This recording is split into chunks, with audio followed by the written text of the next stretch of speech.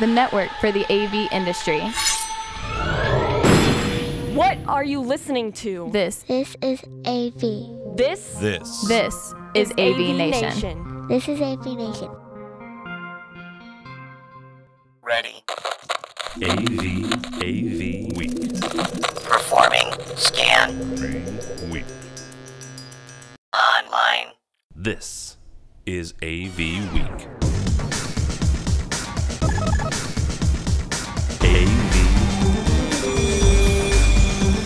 AV Week.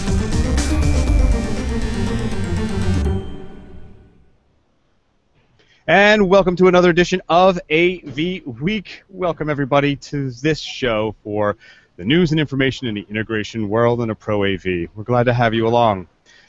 I'm George Tucker, your host. Tim is otherwise engaged. On this week's edition of AV Week, we have some special guests. First off, we have Malissa Dillman, the one and only. How are you? I'm doing great. How are you today, George? All right. Thanks for joining us today.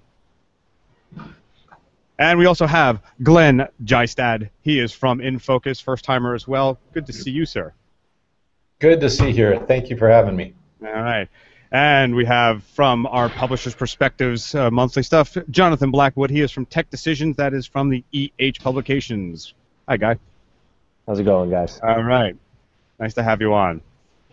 All right, guys. Well, first off, let's talk about a little interesting new technology. As I'm having Google problems, here we go. Electrical contractor is talking about light conversion for data. This is called VLC, Visible Light Communications. Basically what it is they're using infrared or standard light to transmit data. I have some questions about this in the sense that, Melissa, I'm going to start with you. While this sounds interesting, and it has several neat little purposes that they recommend, this is a new technology, and my wonderment is, can we have this implemented with less frustration than we did, say, Wi-Fi and Ethernet, a short 5 to 10 years ago in this industry? I suppose that if we go to lights that have IP addresses in every fixture, perhaps it'll be simpler.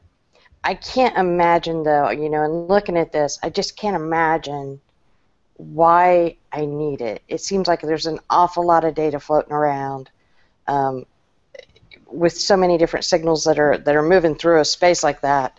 To me, I can't justify it, but I suppose there's a place and a time for it that makes sense, but I haven't put my finger on it yet. Well, Glenn, let me pose this to you with InFocus. The article claims that the light spectrum that we can use is 10,000 times wider than the RF spectrum, which means that we could probably piggyback data on top of, say, projected images and projected displays. Does this sound like something that you would see maybe implemented widespread, or is there only a very specific use case for these kind of things? This actually, to some extent, is a pretty exciting technology. I mean, the first thing for something like this is you make it possible, and you get it out there, and then the world is going to take this and do much more creative things with it than we've ever thought. So the notion of bidirectional data over visual projection is something that we've never had a mechanism for, and so to look at something like this as a way to solve that, very possible. I think their goal is to really use this not for sort of a replacement to Bluetooth, but as a way to increase the overall bandwidth of the world.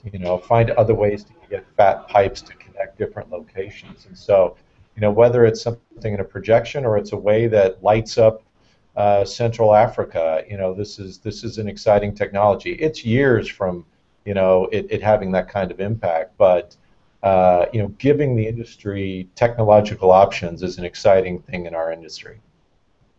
Go ahead. Yeah, George. I think, to me, I've been doing a lot of IoT research, and to me, this is more of a marketing tool, and how I can collect more data on where I'm at in a retail space, or how long I'm spending in a certain area. To put it on top of projection that could be an interesting use of this technology.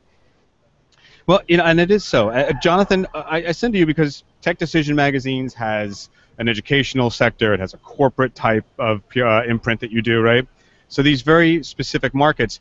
The article makes pains to point out that that it can be used for, like Melissa said, the GPS, for very direct messaging to where you are specifically.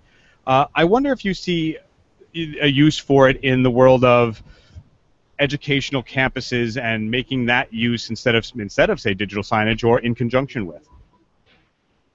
Yeah, absolutely. I mean, first thing I'll touch on is what was kind of pushed in the article, that retail spaces can use it for sort of an in-store GPS within the store, so that customers can find products, and using that, they can, from the marketing perspective, using what products that they're searching for and where they go within the store, they can gather a lot more, retail stores can gather a lot more information about their customers. So going into the Internet of Things, it's a lot of data, and it's a lot of data management, and it's a lot more just specificity in what customers are looking for. As far as college campuses, absolutely. I'm thinking from something like a security standpoint, if there's some sort of active shooting on campus or something like that, and they can find out where people are in relation to the campus immediately, that's something that any college campus is going to be looking for, especially in today's climate. Obviously, the technology is further out, but you would imagine that,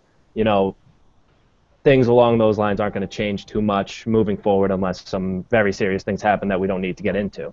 So other than that, just with visitors on campus needing to get around facilities, new students needing to get to classroom, 321, and being able to just plug into their phone and look at it, and being able to distribute information just essentially through the air. As long as the room's lit up, from what I understand about the technology, will give professors a way to engage with their students, and students a way to engage with one another more dynamically, and in the same vein as some of these collaboration solutions that we see. But it seems like a lot quicker and a lot more robust as far as an education standpoint. Melissa, one of the things I wanted to ask about, and this is sort of the million-dollar question, I guess. This is in a lighting contractor magazine, right? Mm-hmm. Do you think this now puts electrical contractors in competition with the AV guys, or even more specifically the IT department? Oh, wow. So now we want to invite the electrical contractors into our space. That ought to be a good time. Yeah, I don't know if that necessarily brings them more into our space. I think at the end of the day, you still need the AV guy to take all of this data, to take all of these different signals and make them all come together as one. So maybe they can do the actual install, but I don't know that it's going to be a big threat. If anything, it may be an opportunity for us, again, to try to be the glue that puts it all back together. I think they're itching for revenge from the years of losing all those light switches to us. I agree. And I wanted to ask one more then, and Glenn, I'm going to put this to you. We talk about the fact that we can use this as a transmission replacement. They make mention of this of being, say, transmitting via ultraviolet light or higher end frequencies between buildings or between campuses. Do we think this is maybe a safer option than microwave, or do you see this being feasible? Well, I think it's going to coexist with other kinds of transforms, or directional transforms like microwave. This they may find this to be a more cost-effective way of joining buildings on a campus without digging trenches and running copper, for example. So that may be a way to facilitate substantially higher bandwidth on a campus environment. Microwave may not be the right technology for a campus environment. And when they mentioned it, though, I have to say, all I can see in my head was the old was the naval ships. I forget what the name of the devices they used to transmit the Morse code via light. I don't know. Just saw some guy up there trying to transmit it, going with a shutter. George, I mean, as we're losing more and more of that RF space, as it's getting auctioned off in that white space, Maybe it's a viable option in the future. Interesting. All right, well, let's move on to another sort of groundbreaking technology, or at least they're trying to make it so. This is from our friends at AV Magazine. Virtual reality grows at a rapid pace and opens up new markets. Well, here's my question for you guys then. Is it really a new market, or is this something that's very specific, like we went through with 3D and the rest? Glenn, I want to start with you on this. What are your thoughts on this being a sort of game changer as they try to infer here? I think it's exciting to sort of bring the element of reality into what are typically highly controlled broadcast environments, and if different VR technologies can expand the experience, then more to it. All right. Jonathan, do you see this as something you would cover for your demographic and audience, or is this really just another clickbaity buzzword like 3D and, okay, I'll say IoT can be?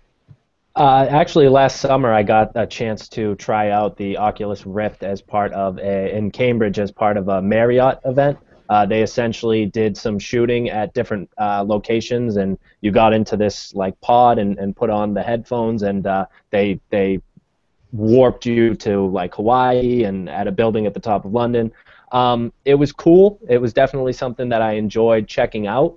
I don't see the application as far as a game changer goes. For video games, of course, the more immersive you can get it, you can get the user, the better they like the system. So I can see it having a big impact there. They mentioned things like flight simulations. I mean, in specific use cases like that, I can definitely see it being beneficial. As far as entertainment goes, yes, it'd be very cool to feel like you're sitting courtside at these games, but a lot of people, and especially with sports and things like that, it's a social thing. So cutting yourself off and throwing something on so that you can't be, talking to the person next to you or seeing how they're speaking to you. I'm just not sure how well people will take it. It does seem a lot like, 3D TV, where it's meant for the user, and that kind of takes away from the social aspect of it. I'll be interested to see how and if businesses utilize it, but I think it's got a ways to go before people start taking it seriously enough where they're going to devote the research and development into coming up with something that will be highly adopted to where it's worthwhile. Melissa, I'll ask you a final question on this. Virtual reality, or as some call it, augmented reality, I'm not quite clear actually what the difference is, and maybe that's sort of a really problem for the marketplace. But is this something we could foresee being, say, the replacement to the huddle room? Who needs to build the room when you've got the room fixated on your head? That's kind of sexy. I unfortunately, maybe I'm just biased, but I fall in that small category of people who just don't handle these effects very well. They make me nauseous. So for me, it's sort of a lost thing. But along the same lines, I don't know. I think the virtual reality overall gives you so much.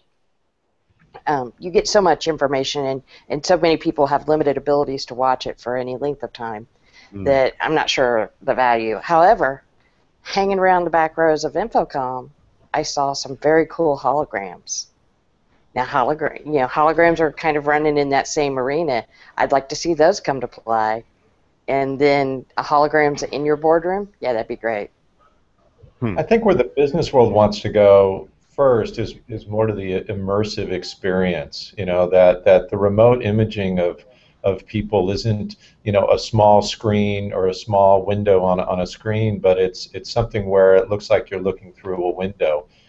Does it have to be 3D to be more dramatic? I don't think so. But moving from sort of limited experiences to immersive experiences, and then ultimately to sort of a reality or a virtual reality thing, there's definitely demand for that. I mean, I've seen videos about graphic artists and things like that using 3D to immerse themselves and to do drawings within 3 dimensions. And that's what I'm talking about specific use cases. I just don't see that like replacing the huddle room. I don't see that it is that much more beneficial than just having your screen up there and kind of being in the actual world versus throwing the virtual reality helmet on and being able to see around. It'll be interesting to see how it evolves, but I just think that we've already kind of gotten the norm for the huddle room, and I don't see 3D adding to that. It feels more gimmicky to me. To some extent, we have a cheap version of this, right? It is throw somebody with an iPhone out into the forest, and they join a hangout or a video conference, and just their ability to be mobile and move around, it dramatically changes the group's experience for having somebody being able to connect that's live and in a location.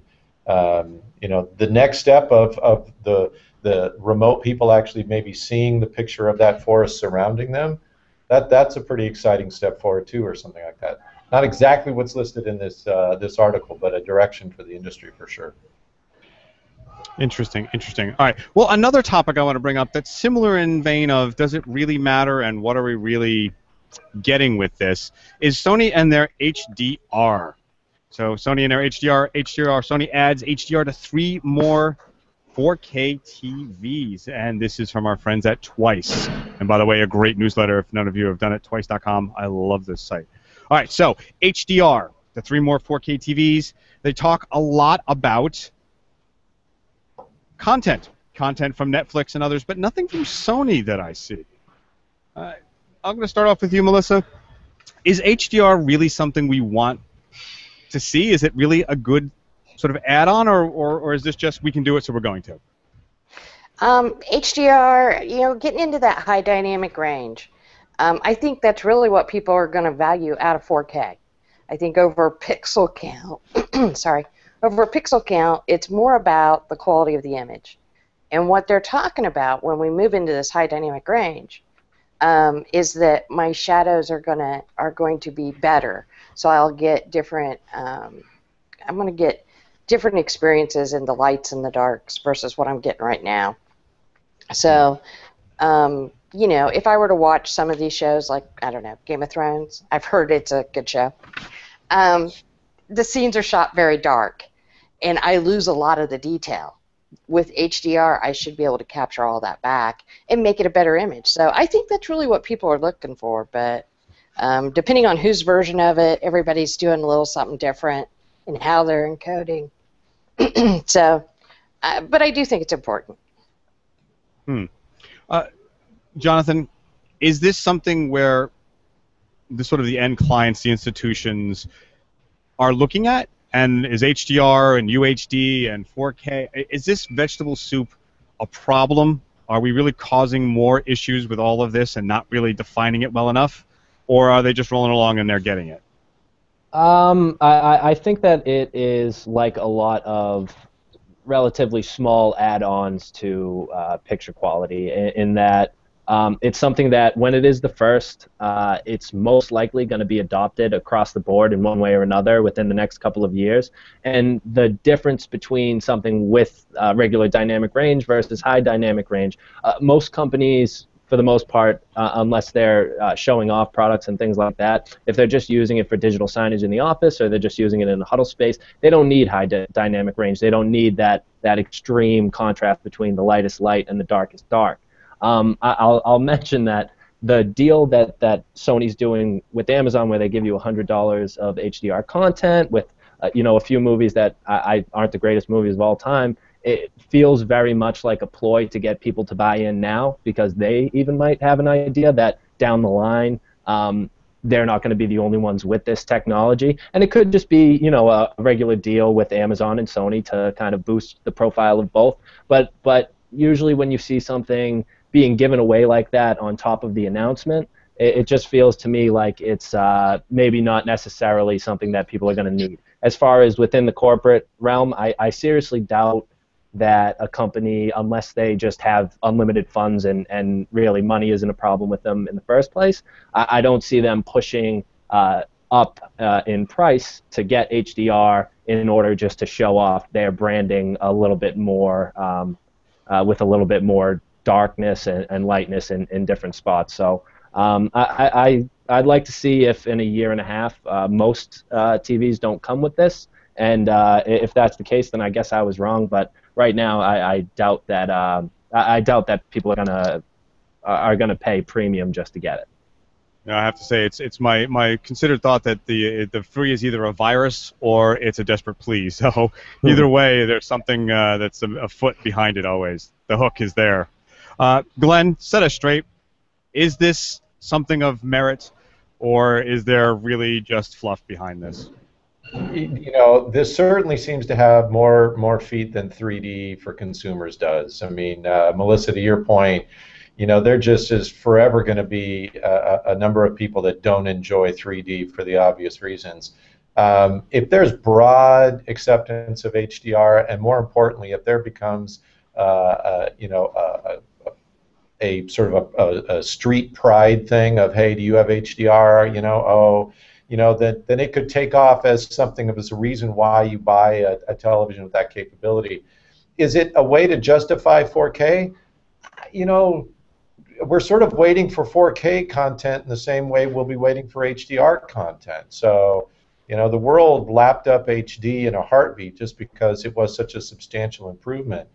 Whether it's 4K that ultimately matters or drives the purchase or HDR, you know, remains to be seen. My suspicion is that it's gonna be who's creating content and where are consumers really getting the hype out of. Probably going to lead with 4K, and HDR could fall away as the new version of 3D. Might be an evolutionary bridge, as it were, to something more. All right. Well, you know, all of this that we're talking about and these new technologies, and we have to know that our clients need this stuff. And from our friends at AV Network, determining what your client needs to do, the age-old question. This article goes on to talk about how we're sort of caught in a quandary between Scylla and Charybdis, I suppose is the way to put it. Thank you, Sting.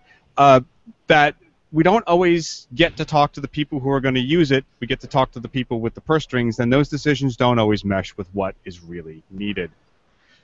So I'm going to start this off. I'll start again with you, Glenn. Why are we not looking towards the end user first? We seem to get caught in this trap, don't we? You know, in the business world, there's no such thing as the end user, because exactly what you said, you know, the decision is easily a minimum three stakeholder decision, you know. Invariably, it's the IT person that it just sort of runs the shop. It's the guy with the purse strings, and then the people that are looking to improve their experience, the actual end user. With the Mondo Pad at InFocus, you know, it was an innovative product, and there was a lot about it that excited many people. But as it was exposed to different companies, we've taken in feedback and requirements across the board, you know, and every single one of them wanted something particular, whether it's on the IT side or on the end user side or cost option side, whatever it is. And that's just business. And so, you know, you can't ignore the user, or you can't ignore the other parties just for the sake of the user. That's just business now. You know, Melissa, I'm going to put this to you as well. Glenn makes some good points about that. It's just good business and that we should be paying attention. But does it even start back at the manufacturing side? I mean, we make a product that is designed to do something, gazingas to gazaukas, or processing something. But how much thought goes into the process of where in the chain and how users are going to interface with it? Well, I think it depends, of course, on what your product is. And I think sometimes we do get a little tunnel vision when it comes to manufacturing.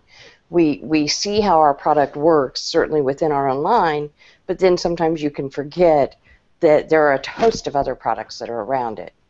So maybe that's where they get lost, thinking about how will this actually be used in the field. And sometimes, you know, you get a surprise that people will find a way to use it that you weren't expecting. So certainly something we should all be considering. How effective will it be, and will they be able to figure it out? It's like Apple. and why Apple works. You can pick an Apple device up, it just works. So I think that's what people are looking for. Yeah, and it seems to be, yes, like the Apple example, they have an ecosystem that sort of predicts and can be flexible enough to accommodate that unique use or that odd use, although not always. The whole debate over their stylus and pen. Jonathan, I'm going to throw this one to you. What they're really talking about here is a service economy model in which you are very intimately related to your client from tip to toe. Do you see why? Do you think that this is a process that existed in the integrator world from the beginning, or has the conversion to IT being the decision makers, or the decider in the Bushisms, has exacerbated this at all? I think it depends on who the integrator was. I'm sure that there were, I can't speak to going too far back, but I'm sure that there were always companies that took the end user into account like this. I think that what we're missing in this is that you can't blame the manufacturer to a certain extent. If the product doesn't work or it doesn't do something that it markets itself as being able to do, then yes, you blame the manufacturer. But when an integrator is being used by the end user, the point of the integrator is to be that bridge between what the manufactured product says it can do and what the end user needs it to do. And that's why they're building out these systems, and they're patching together multiple products to eventually come to the correct end. So I think that integrators do need to, especially today, it says in this article, go in for a day and really see what they're doing in the meetings to find out what needs to be done. And yes, that's a significant amount of time that you're devoting, and that's resources that you're devoting, and that's sales team members that you're devoting. But at the end of the project, when you come out with a system that management is happy with because it costs X amount of dollars, that the end user is happy with because it works how they need it to, and that the IT department is happy with because there's not too much troubleshooting or anything that they have to do to make sure that everything's working together, then that's capital for you in that you have happy customers, you have people that you can refer new customers to, and you're building complicated and interesting systems that you can help showcase moving forward. So I guess I think it should be up to the integrator to find out exactly what the company needs, even if the company might not be sure of it, and do everything within their power to make sure that's met. Now, not always is that going to work. You're going to have people that know better than you do, and you're going to have people that have their own ideas of what products want to be used, and they're never going to listen to you. And as the integrator, it is your job to give them what they ask for.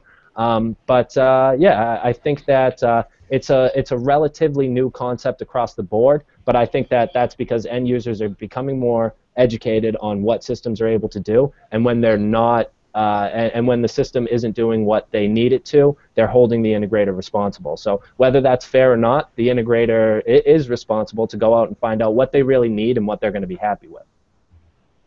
Glenn, I'll throw this back to you for a moment. Is there a reason not to be this involved?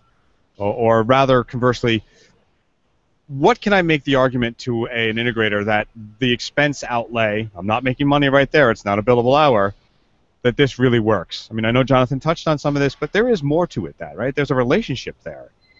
There absolutely is. It's one of the things that InFocus we really cherish is our reseller network, and people that have been with InFocus for a very, very long time. They know and love our products as much as we do, and they appreciate in a lot of cases the complexity and the capabilities of different products, and they realize that their customers may buy a product for one use and not even know that they have capabilities for other things that they can do in their company. It becomes a win-win for the reseller when they can go back to their customer in update meetings, or just catch up with them and say, hey, by the way, did you know it could do this too? They end up looking like heroes because they get to help those customers evolve the way they do business or the way that they conduct themselves. And so there is a level of complexity for the advanced products, and there's just no way to expect the end users to fully understand everything that they can do with it. So it's an opportunity for those resellers to really look like champions. Yeah, no. You go ahead. If I can, George, I teach a class for AQAV and teach a quality design class. And one of the things that people have challenges with in that class is that entire program is focused on the end user. Not the guy writing the check, not the architect, but the guy who's actually going to be in the room using the equipment. And it's a key component of that program. It's something we work on. And some of my students, it takes a minute for them to wrap their heads around. It's actually the person who's using the equipment. So it is an interesting approach. Yeah, I have to agree, and it's sort of the realm of we always do it that way. This is the proper way, but the proper way is not always the most conducive to the business you have. I mean, look at the open platform or the open room that Facebook exhibited during their Periscope and Meerkat videos, where he showed that they had a place to talk, but it was open. The same concept here. Will we always do audio in huddle rooms this way? Well, maybe not for this use case in this particular company, and you can gain a lot of innovation by doing that, right? Absolutely. Yeah, it's a very, I think it's a very good concept that companies, manufacturers have been using. I think the integrators need to understand that that's a cash outlay, that's a salesman spending more time, but brother, it's going to pay off in the long term. As a manufacturer, you can take strategies. You can either decide that you know better than the end user and you're going to decide their experience, or you can do what this article suggests, which is go and listen and talk to the user and try to create products that match the way they do work already, and not have them reinvent themselves just to use technology. Yeah, true. It's a very true statement. It's kind of shocking that it's still something we're grappling with, but I guess the models of economy don't always let you move. Or maybe we're aging out, and the new guys will make it happen. Speaking of, though, the innovations and what the client wants, a little kerfuffle going on between DM Holdings and Sonos. And here's something that affects all of these things we were just talking about. This is a lawsuit, if you haven't been watching it, where Sonos claims that DM or Denon is copying everything about their system with their Heos systems, from the name that's too similar to the marketing material to the presentation to the technology. It's a tight one, and what we're talking about in this one is that DM lost a big battle because they were trying to get all of the lawyers dismissed. Those lawyers at one point or another seem to have worked for DM Holdings in some capacity. The judge threw it out, saying, well, they seem to have been gone long before any of this came up, so no dice, guys. Here are my questions to you guys about that. First off, I'm going to start with you, Melissa. Do you think this is really an issue? Do you think there's anything really going on here, or is it just, oh, man, you figured out a way to get in our market, we don't like it? Yeah, you're in my market. I think there's probably somewhere in the middle there's a truth, right? To me, looking at this, primarily what's it affect? It affects a bunch of attorneys who are going to get filthy rich off of it. And, I mean, it's an Apple iPhone fighting with, the Android version. They're pretty similar, but it's going to be a matter of who has the best product at the end of the day, regardless of how similar they are. So, the attorneys, though, are going to eat well. Yes, they always eat well. Glenn, does this really do anything to help us, though? I mean, by defining clear rules and what really is possession by someone, or are we really, and I hate to say it, that old trope, are we stifling innovation with these kind of lawsuits? I've been building products for an awfully long time, and patents, trademarks, and copyright are there to protect the inventors to some extent. They're there to invent the inventors. The reality is it is a big legal game, and for a lot of companies, it's my stack of patents is bigger than your stack of patents, so I win. And in cases like this, you begin to wonder if the legal protection is impacting user choice. But that's the nature of patent. If you get a good patent, then you've got a period of time to monetize your invention. It's not forever, but you do get a period of time. And you have an obligation to protect it. So if Sonos has the patents, it's in their right and their obligation to try to protect it. A A lot of times these kind of things just end up with an agreement on a royalty, a technology royalty, and they'll work it out in the end if that's what's best for customers and best for the business of both companies. Yeah. Jonathan, I'm going to throw this to you, although this may not be your sort of area of expertise, but does it matter to the tech decision guys, to the corporate AV managers, or to the school managers who's making what and all this kerfuffle? They just want a product that works, no? I mean, yeah, that's exactly what it comes down to. They just want a product that works, and they will likely not pay attention to this until either one or both products are out, and after all of this nonsense is behind the companies, that's when the end user will take a look and say, either I want this system or I want that system. Speaking to your point of earlier, it probably does do a bit to stifle creativity, and what I would say, it's not really a problem with these two companies because they're a bit established already, but you worry that a large company with a certain patent could go after a small company in legal and with legal fees, bury them underneath them, even if it ends up being unsubstantiated. So that's something definitely to worry about, but as far as the end user goes, they're not paying attention to things until they're released. True, and I guess styling is styling. I know many sites using the Apple look. Yeah.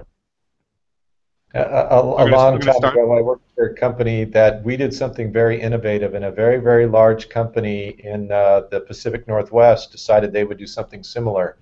And we ultimately won the patent violation or patent infringement case, but it was the end of the company regardless. So, patents are there to try to protect the small guy, but they don't guarantee the small guy gets the business opportunity. It's a war. Yeah, indeed it is. Sorry, I had a little technical glitch there. We'll have to fix that later.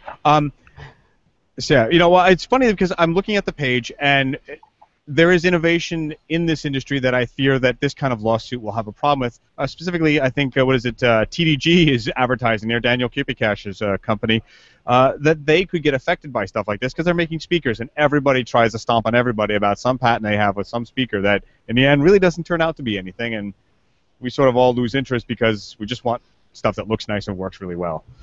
And I worry about that. Even, I guess, Jeremy Burkhart, who has his new, was it Origins? Acoustic, so there's cool stuff. All right, moving on to something that's kind of interesting, and we don't always cover hardware here, but I found this one a bit intriguing. It is a substitution audio signal for HDMI. It's an odd little box. I know in the Pro AV world, that meaning the world of staging and events, we've done this quite a bit. I know in some school systems you want to be able to override the system or the audio and put it right into the stream rather than have a distributed network of some sort. But this is an odd little box, and I have questions about it.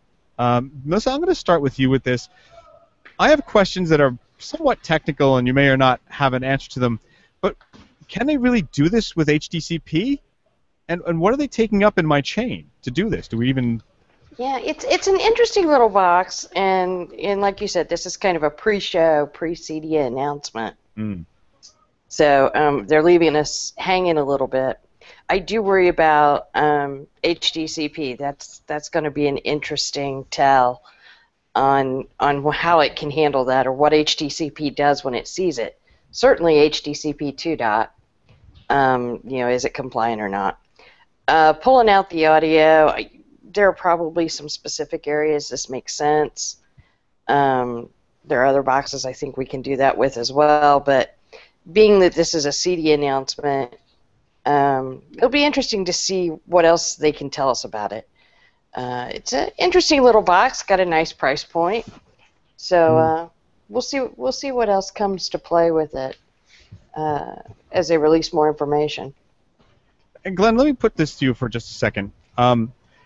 Not accusing this company of anything, but there was in years past a number of small box companies who were making products that skirted the specs of HDMI and HDCP, specifically saying, we don't have to worry about that. Don't worry about it. We just subvert it. Is there a danger here in us either A, not being able to get something to a client because that spec won't allow it, or B, a company or an institution not really firming up their spec? I mean, do they let something like this fly if it's actually skirting it, or am I making a mountain out of a molehill? Well, I mean, HTCP is out there to help the content creators trust our technology. As soon as things went digital, the audio video guys were bound and determined, or rather the video guys were bound and determined to make sure that Napster didn't happen to video. And they got all of the major tech players to agree to different protection schemes for the transfer of protected video between different devices. And that's how we ended up with HTCP. So, I suspect that, that there will be those that absolutely want to enforce the veracity of a protected environment and make sure that it doesn't expose their content to pirating. If products like this don't lend towards pirating, but lend towards sort of just a custom local experience like karaoke over a music video or something to that effect. Not that that is HTTP protected, but they may let it slide. I think that you'll see the lawyers, the army of lawyers come after them if they think it's a threat. No, that's certainly true. Lawyers are everywhere. Yes, I wonder, when looking at this, I kind of wonder what it'll do to the EDID chain too. Yes. Is it going to pass it? What's it going to do in that process as well? Because all that information's already being passed along. How will it affect that? That could be interesting as well. It's a very good point that I didn't even think of. I know I deal with EDID on the DVI side all the time here. Yes, live and event staging people, we still use DVI. Sorry. But yeah, it's a very good question because there's a whole host of issues, and I guess we'll find out at CEDIA whether they have solved them or they just ignore them. But it's a curious one to keep track of, especially as we try to develop stuff. Jonathan, real quick for you, this is just a little throwdown box. Are we looking at, in your side of the world, guys, looking more for systems all incorporated into one, say the ecosystem itself, or are the throwdown boxes the bread and butter of getting things done there? No, I mean, they're looking for systems that do everything together. They're looking for the full ecosystem of things. End users are very much less concerned with the specific hardware that's behind a system than with the overall system and how it works. So I think that this is, it looks like a lot of other things that we've seen in the past, and it's definitely the price point helps out, and that'll help, especially within higher ed and K through 12. Specifically with systems in that space where schools might not have the type of capital that some companies have. It'll be helpful, but for the most part, as long as it works, they're much less concerned with how it works. All right, well, that has to be our last. Let's start that again. Well, that has to be our last article. We have run out of time and a great conversation. The time flies when you have people who really know what they're talking about and really love to discuss this stuff.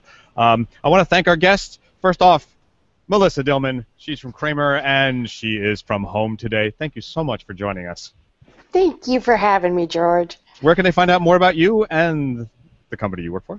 Well, you can always find us at www.kramerus.com, or you can talk to me on Twitter at Melissa Dillman. There you go. I also want to thank first-timer Glenn Jystad. Thank you so much, sir, for coming on. Great conversation with you. Hey, thanks for having me on. As you know, InFocus, the proud father of the MondoPad product out there, we're happy to include that in any discussion of AV. Thank you. And where can they find out more about you and those products? Well, certainly InFocus.com. We have all of our products and all the information there. I'm available on Twitter at @Jystad. Very cool. And, of course, another first-timer for us, Jonathan Blackwood. He's from Tech Decisions, NEH Publications. Sir, thank you very much for joining us today.